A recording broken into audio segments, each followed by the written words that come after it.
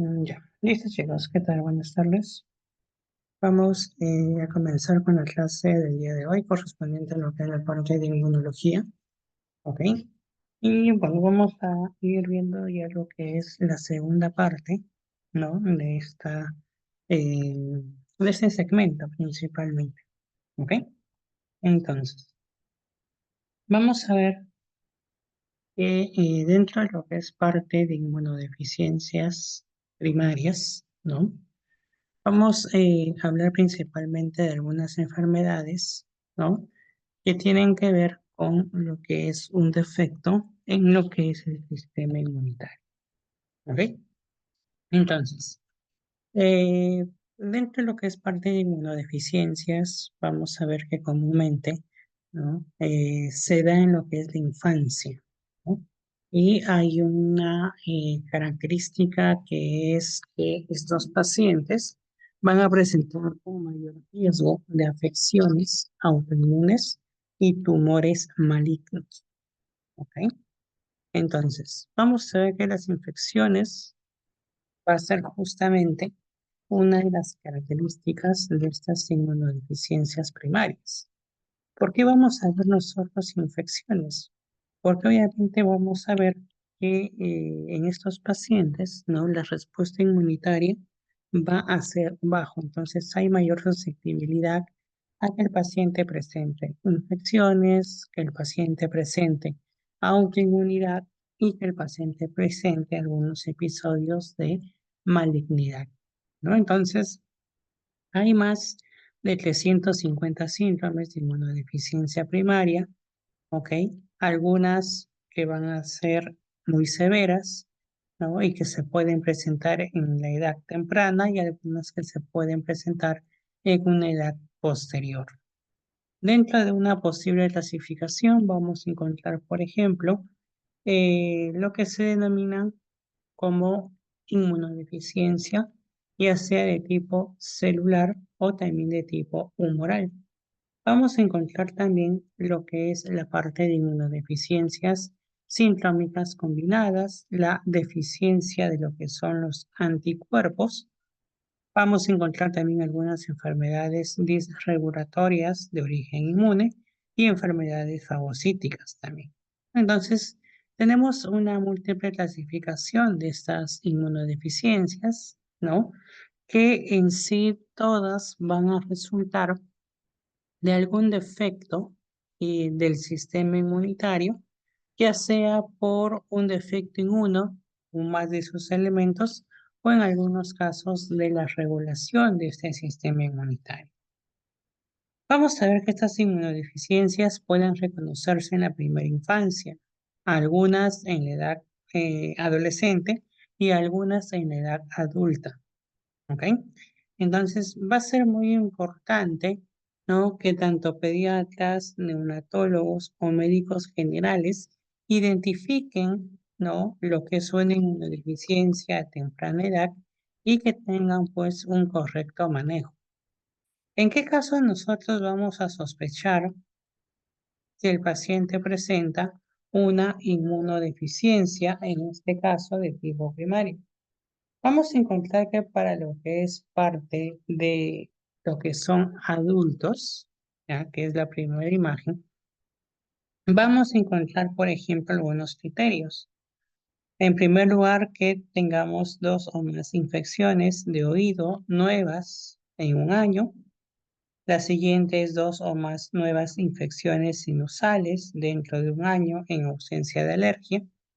Tenemos una neumonía por año durante más de un año, una diarrea crónica con pérdida de peso, que tengamos infecciones recurrentes virales, como pueden ser resfriados, herpes, verrugas, condilomas, necesidad recurrente de antibióticos intravenosos para eliminar infecciones, accesos profundos y recurrentes de la piel o de los órganos internos, una candidiasis persistente o infección fúngica en la piel o en otras partes, infecciones con bacterias similares a la tuberculosis, normalmente inofensivas, y finalmente una historia familiar de una inmunodeficiencia primaria. ¿Ok? Ellos son algunos factores, ¿no? O algunos criterios dentro de lo que es la parte de un adulto. Vamos a ver también, por ejemplo, en este caso, ¿no? Y en el caso ya de lo que es parte, pues, de una inmunodeficiencia adquirida principalmente, ¿no? Vamos a ver también que en el caso de lo que son niños, ¿no? 4 o más nuevas infecciones de oídos en un año, 2 o más infecciones sinusales graves en el plazo de un año, o 3, lo que es 2 o más meses con antibióticos con poco efecto, 2 o más neumonías en un año. Vamos a encontrar también lo que es la incapacidad del bebé para ganar peso o crecer normalmente, accesos profundos y recurrentes en la piel o órganos, la candidiasis persistente en la boca o infección fúngica en la piel, la necesidad de lo que es uso de antibióticos intravenosos para eliminar infecciones, 2 o más infecciones profundas, incluidas septicemia, igualmente una historia familiar de inmunodeficiencia primaria. ¿No? Entonces, en este caso estamos viendo pues que hay 10 signos de alarma, ¿no? Para sospechar de alguna inmunodeficiencia. ¿Listo?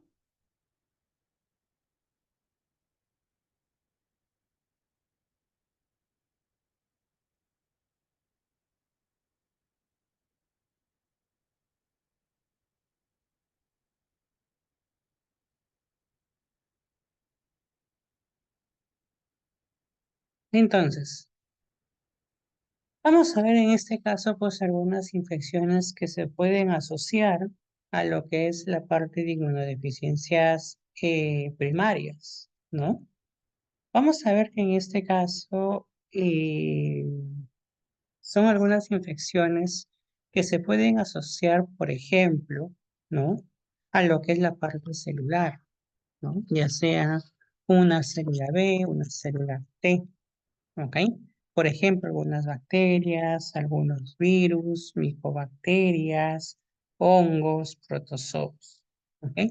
Entonces vamos a ver que hay ciertos organismos que se pueden asociar a diferentes infecciones.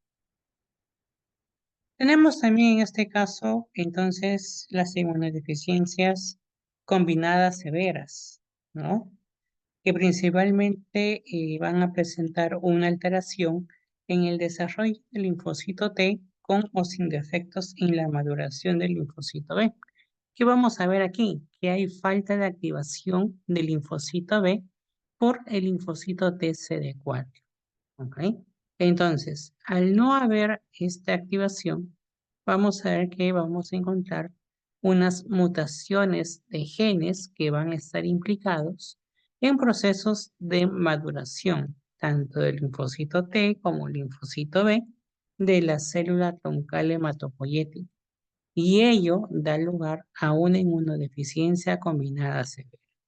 ¿Por qué aparecen estas mutaciones de genes? Porque al no haber una activación de estos linfocitos, ¿no? El mismo sistema inmune empieza a buscar una forma de cómo activarlos.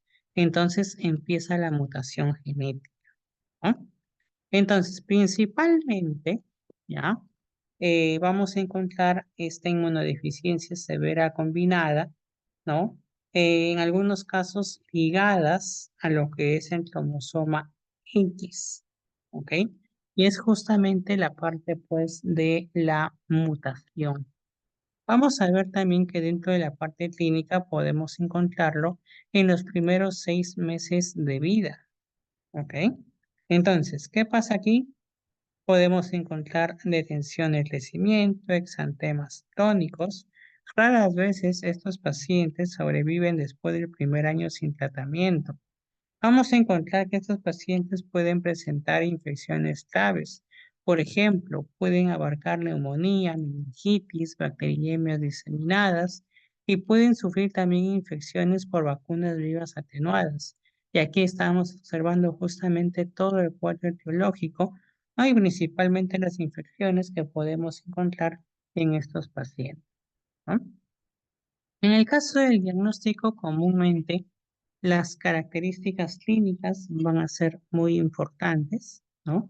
Tenemos la historia familiar positiva, el aparecimiento en etapas tempranas de la vida, algunas infecciones respiratorias severas, diarrea prolongada, pero a toda la parte de características clínicas se le agrega también el laboratorio.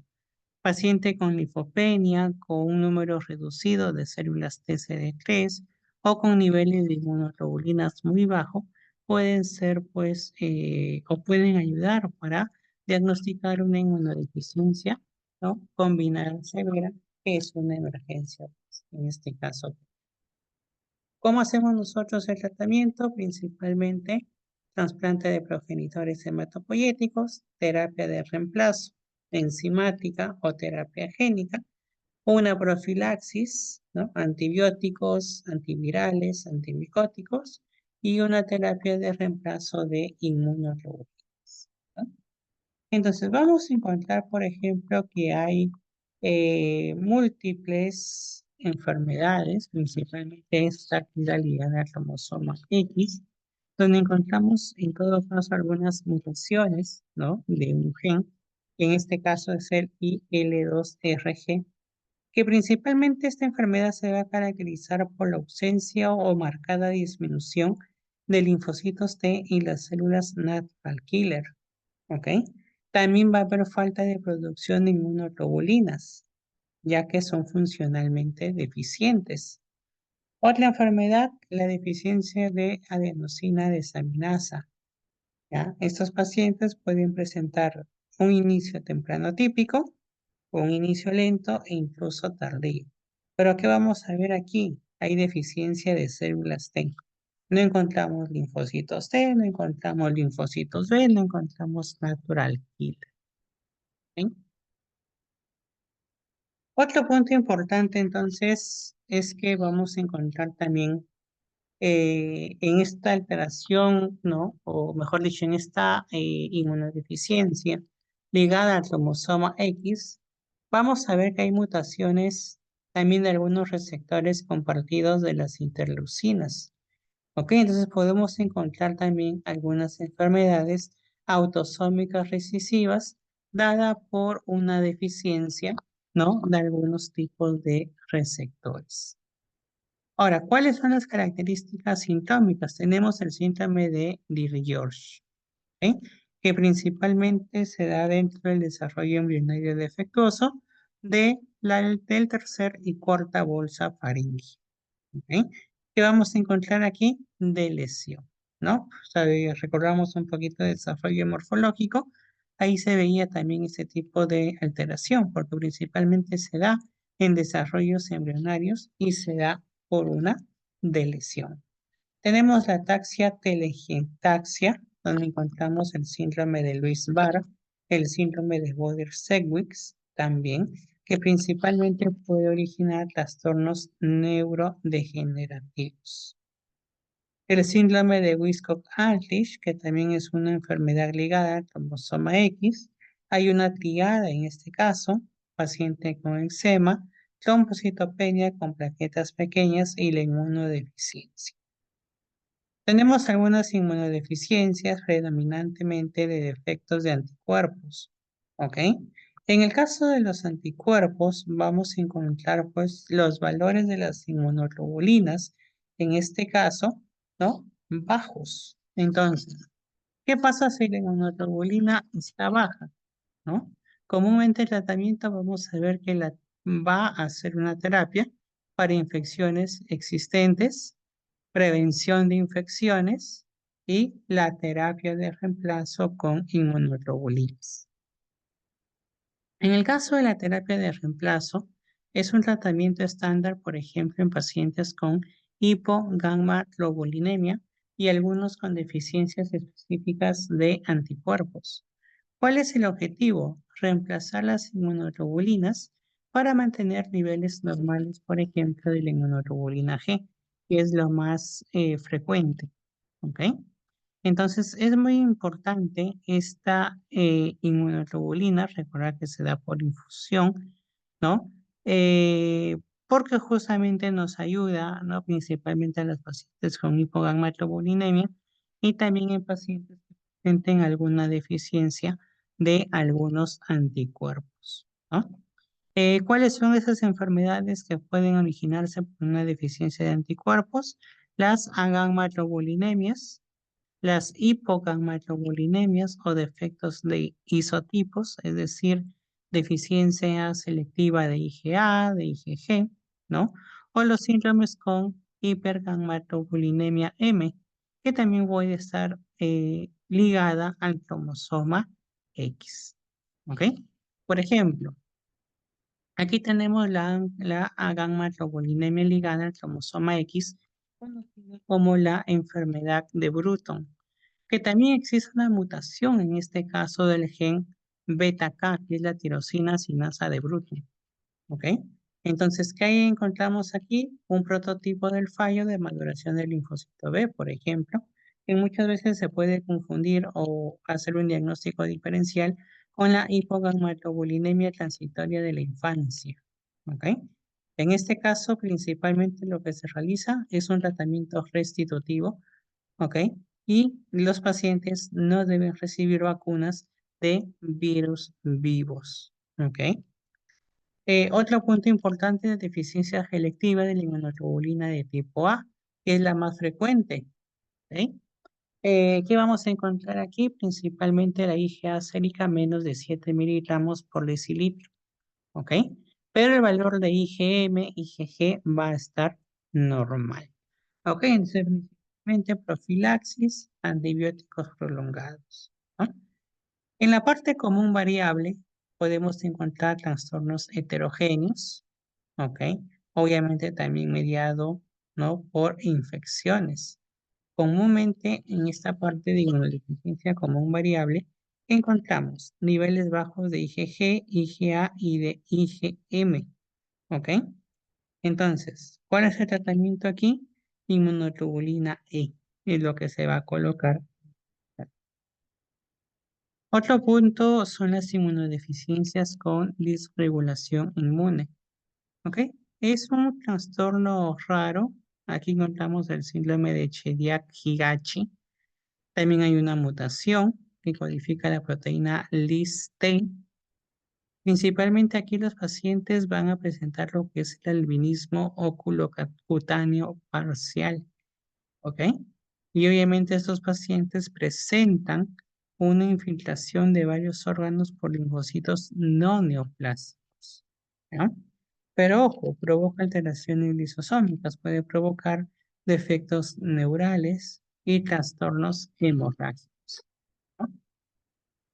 Encontramos enfermedades que se pueden dar por defectos linfagocitos, ¿ok? Es decir, una neutropenia congénita grave o neutropenia cítrica.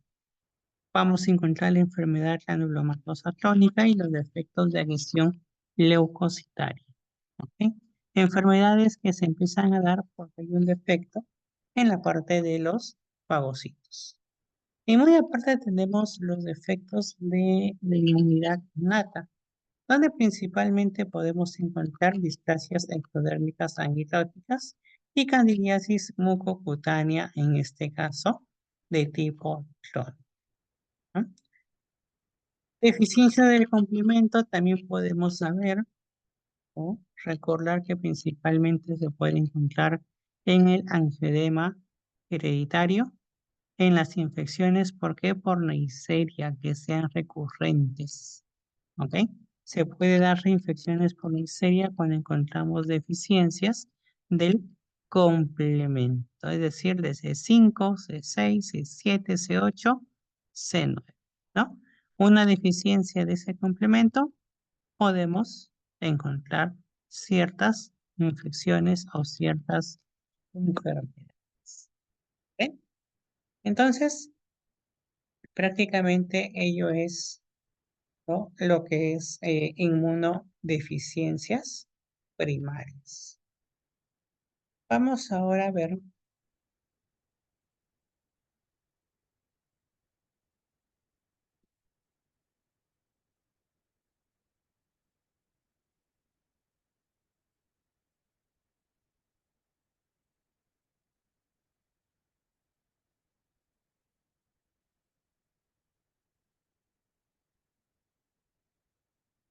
Vamos ahora a ver lo que es la parte de enfermedades alérgicas.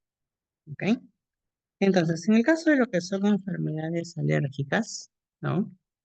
Principalmente tenemos pues que es una enfermedad que se va a deber por una reacción inmunitaria normal, inadaptativa y exagerada del sistema nervioso.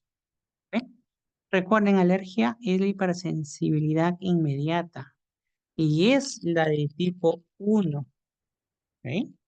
Entonces, ¿hay factores de riesgo? Sí. Los antecedentes familiares de atopía, que sean de sexo masculino, nacimiento durante la temporada de polen, que sea primogénito, el uso temprano de antibióticos, exposición a los alérgenos, la IgE sérica mayor a 100 antes de los 6 años, o exposición al tabaquismo materno en el primer año de vida. Son algunos factores.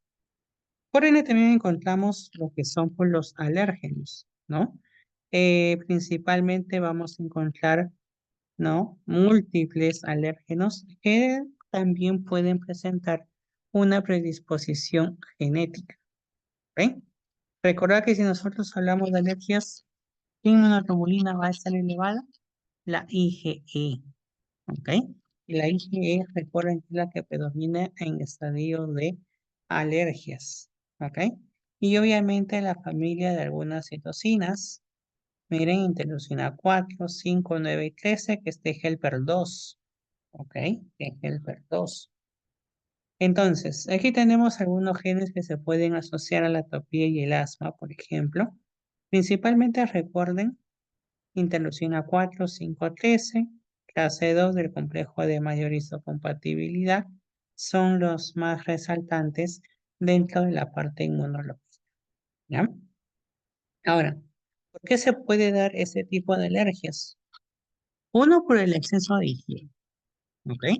Recuerden que la exposición limitada a ciertos antígenos desde edades tempranas puede reducir el desarrollo, ¿no? De lo que es parte, pues, de ciertas alergias, ¿no?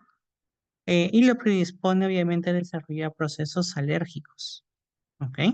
Entonces, va a favorecer lo que es la modulación, ¿no? De este sistema inmunitario hacia respuestas de T helper 2. Es decir, en estos casos, podemos encontrar hipersensibilidad o lo que es parte de alergia si se realiza un exceso de higiene, ¿no? En el caso de la fisiopatología, obviamente encontramos una alteración del sistema inmunitario, ¿no? Que en algunos casos puede comenzar en la vida fetal, pero podemos encontrar que esta alteración, ¿no? Puede presentar una carga genética heredada y también se puede activar por un contacto con alérgenos, ya sean, por ejemplo, alimentarios o ya sean un contacto frente a lo que es la parte ambiental. ¿Ok? Entonces, vamos a ver en este caso, ¿no? Lo que es principalmente la marcha atópica, ¿no? Vamos a encontrar algunas mutaciones de proteínas estructurales. Vamos a encontrar también lo que es la parte, ¿no? De algunos factores genéticos, ¿ok? Los cuales pueden ocasionar procesos inflamatorios, alérgicas cutáneas y el inicio de lo que es la marcha atópica, ¿no? Recordar pues que dentro de todo lo que es la marcha atópica o marcha alérgica, tenemos el eczema, la rinitis, el asma y la alergia alimentaria, ¿no? Entonces, hay algunos procesos importantes dentro de lo que es alergia.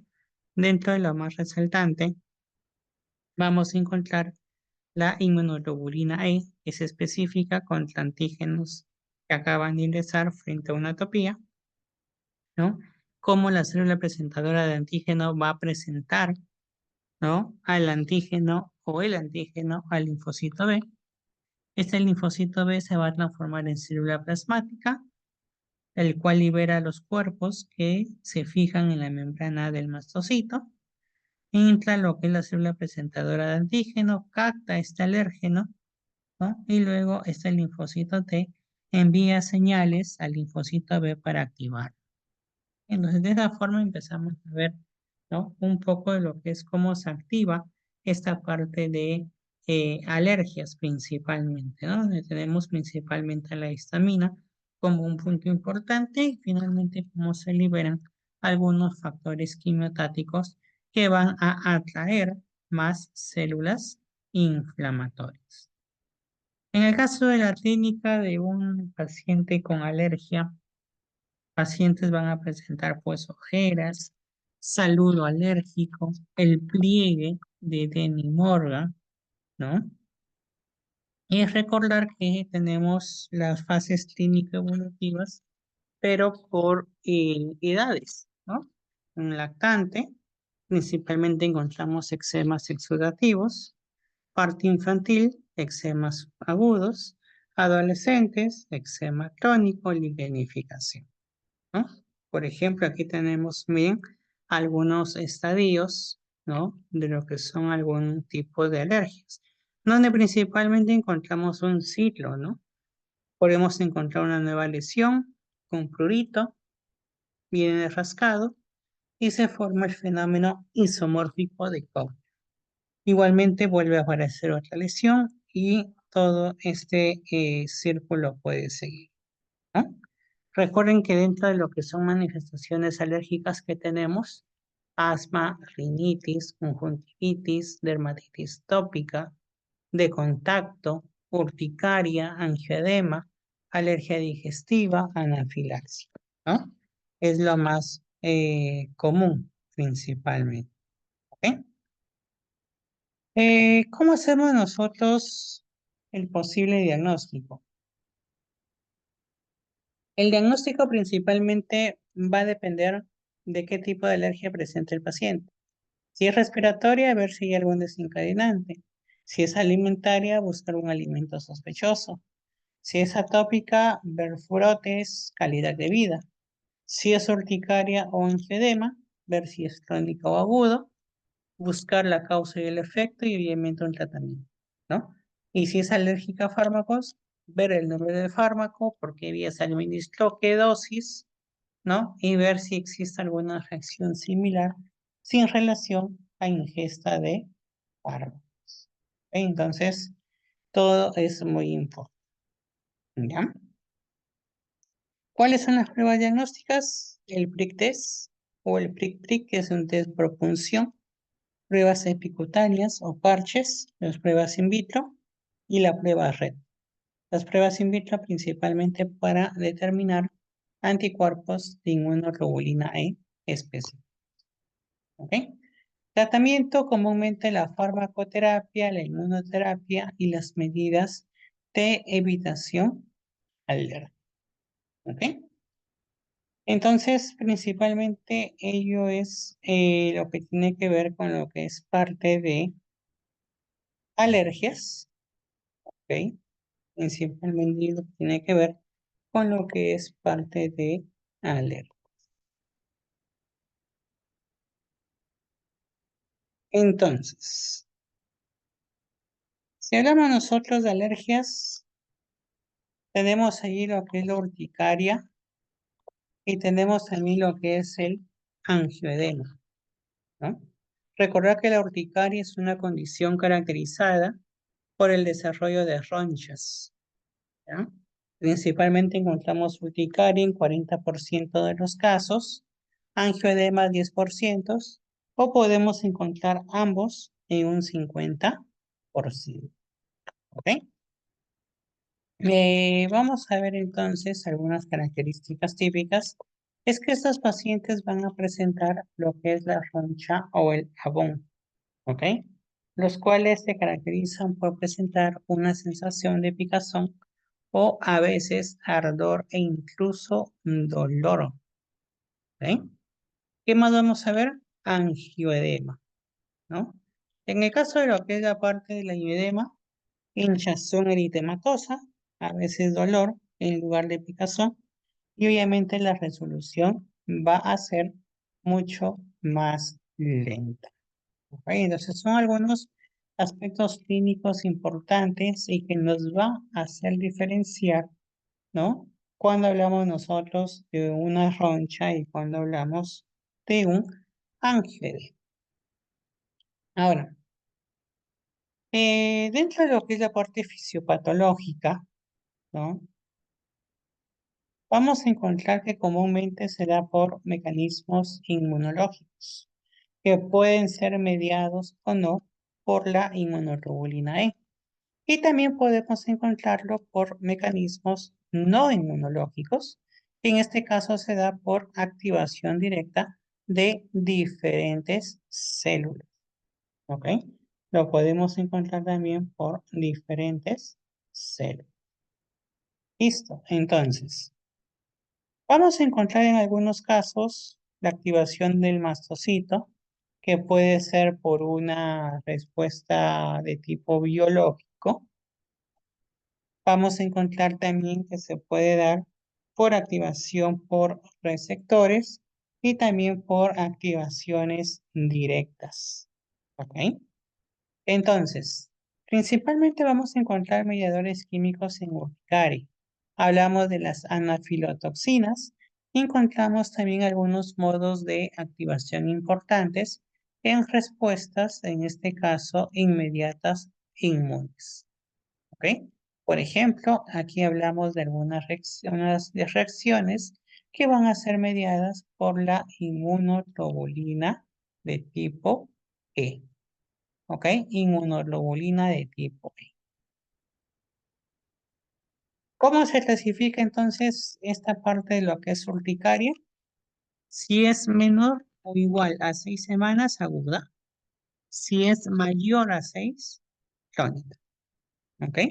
Y ojo, el factor inductor específico involucrado puede ser espontáneo o puede ser inducible, ¿no? Entonces, la urticaria principalmente, ¿no? Va a presentar diagnósticos diferenciales. Se puede dar un diagnóstico con mastocitosis cutánea maculopapilar, pero ojo, aquí hay un signo que es importante, el signo de Darrier positivo, una vasculitis urticariana, un angioedema hereditario, síntomas autoinflamatorios, el síndrome de Schnitzler, síndrome de Lesch, síndrome de, ¿no? Diagnósticos diferenciales. Cuando hablamos nosotros de un angioedema, el cual también puede ser hereditario, ¿ok? Por la mutación del gen C1 y NH, ubicado en el cromosoma 11, ¿no? Estos pacientes pueden presentar síntomas en la región de la cabeza, garganta, región intestinal, vejiga, órganos sexuales, edema cutáneo y extremidades. Pero ojo, también podemos encontrar un edema adquirido dado por la deficiencia igualmente de un gen, que es el C1INH SLP. ¿Ok? Entonces hay dos tipos, ojo, hereditario y la parte adquirida, ¿ya? Que es lo que vamos a encontrar en estos pacientes. ¿Cómo hacemos nosotros el posible diagnóstico? Principalmente dado por un tipo de urticaria espontánea, ¿no? Y ver si es una urticaria inducible. La inducible principalmente, ¿no? Según la historia clínica, se van a buscar algunas causas físicas y se pueden buscar también algunas causas químicas y para ello va a ser muy importante la prueba de serología. Vamos a encontrar urticaria aguda en niños. Principalmente son las que se asocian con atopía, ¿ya? Y en estos casos, un punto importante, ¿no? Es ver la parte viral, parte de alergias alimentarias, infecciones gastrointestinales, hipersensibilidad a fármacos y ver si consume antibióticos o algún probable AINES. Eso en el caso de los niños. Si vemos adultos, el 50% es idiopático, ¿ok? Y algunos que ya están dados por ciertas infecciones. El 10% es por consumo de fármacos, ¿ok? Principalmente la urticaria aguda en adultos no requiere un examen de diagnóstico, ya que es autolimitante, ¿ya? Pero comúnmente sí está dado por medicamentos, algún tipo de infección, algún tipo de alimentos y ojo, también factores emocionales en el caso de lo que son los adultos, ¿ok? Los adultos sí pueden presentar lo que es esa parte de diagnósticos, ¿no? Emocionales, ¿listo? Que pueden provocar, ¿no? Una posible alteración o una posible activación de una atopía en el caso de estos pacientes. Entonces,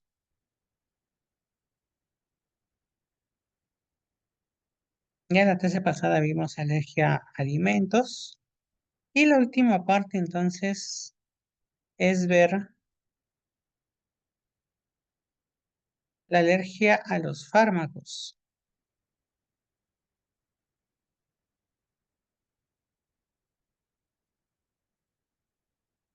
Ojo, comúnmente todo fármaco, y esto lo vimos en parte de farmacológica, todo fármaco presenta su reacción adversa, ¿no? Algunas van a presentar eh, reacciones de hipersensibilidad, es decir, encontramos ahí la parte alérgica, ¿no? Mediada por IgE, reacción inmediata, ¿no? O mediada por linfocitos T con su reacción tardía. Y la no alérgica que está dado por mecanismos no inmunológicos, por ejemplo, cuando se inhibe el COX-1 o cuando encontramos una desgranulación directa de mastocitos. La alergia a fármacos, recuerden que el órgano que más afecta es la piel, ¿ok? Entonces, la de tipo A es la más frecuente, ¿ok? No se relaciona con la acción del fármaco, es impredecible, pero sí incluye la alergia a fármacos. Mientras que la de tipo B, aquí encontramos reacciones de hipersensibilidad, reacciones farmacológicas inmunológicas y reacciones farmacológicas idiosincráticas y reacciones de sensibilidad exagerada. ¿Ok? La de tipo B principalmente en los pacientes no van a presentar una tolerancia. Y vamos a ver que lo más frecuente puede ser por consumo de antibióticos y el consumo de los AINES. ¿Quién tiene más factor de riesgo? Un paciente con atopía, sexo femenino, con ciertos estados de enfermedad, factor genético, y la exposición recurrente entonces a ciertos fármacos, ¿no? Vamos a ver entonces que dentro de lo que es un tiempo de erupción cutánea después del consumo de un fármaco, pueden pasar, por ejemplo, un día y el paciente puede presentar urticaria, ¿no? Puede pasar 5 días y empiezan los exantemas, 10 días, ¿no? 15 días, podemos encontrar ya lo que son, por ejemplo, erupciones cutáneas, ¿no? Que se pueden volver un poco más crónicos. Entonces, recordar comúnmente que dentro de lo que es la parte farmacológica, ¿no? Dentro de estos fármacos, comúnmente recordar que la de tipo 1, ¿no? Está en relación con la inmunoglobulina E, ¿ok? Y ojo, va a depender mucho también de la dosis administrada o la dosis que consuma el paciente, ¿no? También va a tener mucho que ver ahí, ¿ya? Entonces, hay algunos medicamentos que van a estar implicados. Los beta-lactámicos, los agentes bloqueantes neuromusculares, los que contengan platino, como carboplatino y el oxaliplatino, o anticuerpos quiméricos, ¿no? Cetuximab, rituximab, ¿ok? Son fármacos que comúnmente se relacionan a lo que es la parte, pues, de las alergias. Mientras que la de tipo 2 son poco comunes y implican la destrucción celular mediada por anticuerpos. ¿Ok? Entonces, recuerden siempre el mecanismo de hipersensibilidad, ¿no? Muchos pacientes, muchos pacientes van a presentar asma bronquial crónico, dermatitis atópica crónica. Recuerda que si es más crónico, va a corresponder a lo que es una hipersensibilidad de tipo 4, ¿ok? Tipo 4, ¿no? Otro punto importante, pues aquí tenemos lo que es la inflamación neutrofílica mediada por linfocito T, ¿ya? Principalmente aquí tenemos pustulosis exantematosa generalizada aguda, conocida como el AGI, ¿no?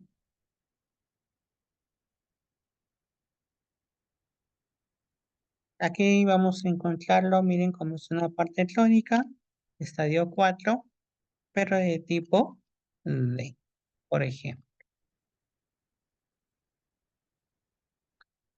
Entonces, algunas enfermedades que nosotros podemos encontrar en este punto, ¿ya? La dermatitis de contacto, la urticaria angioedema, el síndrome de Steven-Johnson y necrólisis epidérmica tóxica, la vasculitis, el exantema intertriginoso y flexural simétrico por fármacos. Podemos encontrar también lo que es una pustulosis eczemantosa aguda generalizada. ¿Ok? Son algunos ejemplos, ¿no? Dentro de este punto de alergias a fármacos. ¿Cómo hacemos nosotros el diagnóstico? Buena anamnesis y una correcta exploración física, ¿no? Del paciente. ¿Ok? De esa forma podemos llegar a un correcto diagnóstico.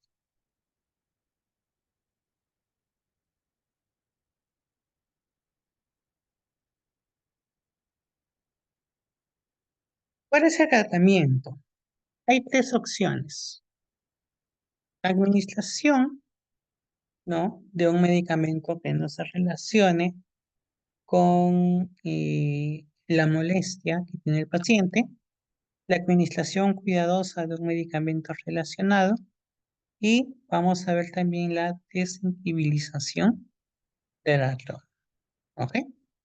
Entonces, todo ello es prácticamente el tratamiento. ¿Listo? El cual más se debe intentar si el fármaco infractor se considera esencial y no hay alguna alternativa disponible cuando hablamos de la desensibilización del medicamento culpable. Aquí una lista de los medicamentos, ¿no? Que pueden causar una sensibilización, ¿no? En estos pacientes.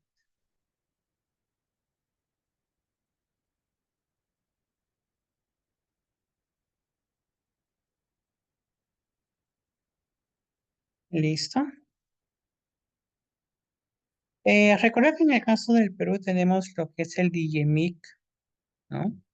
Principalmente un sistema peruano de farmacovigilancia y tecnovigilancia, ¿no? Es decir, que va a minimizar riesgos por el uso de productos farmacéuticos, algún dispositivo médico, algún producto sanitario o mediante lo que es la parte de la recolección, evaluación, difusión de información sobre alguna reacción adversa o lo que es la parte de incidencias adversas sobre reacciones adversas principalmente, ¿no? Recuerden que siempre si sospechan de una parte de alergia, derivar, ¿no? Al alergón. ¿Listo? Listo, entonces prácticamente yo es los temas dentro de lo que es la parte de inmunología, ¿ok? Eran dos partes. Vimos la primera clase, lo que era la parte de inmunología, también con algunos tipos de alergias. Principalmente son 7 temas dentro de la parte de inmunología. ¿Dudas, consultas en este punto?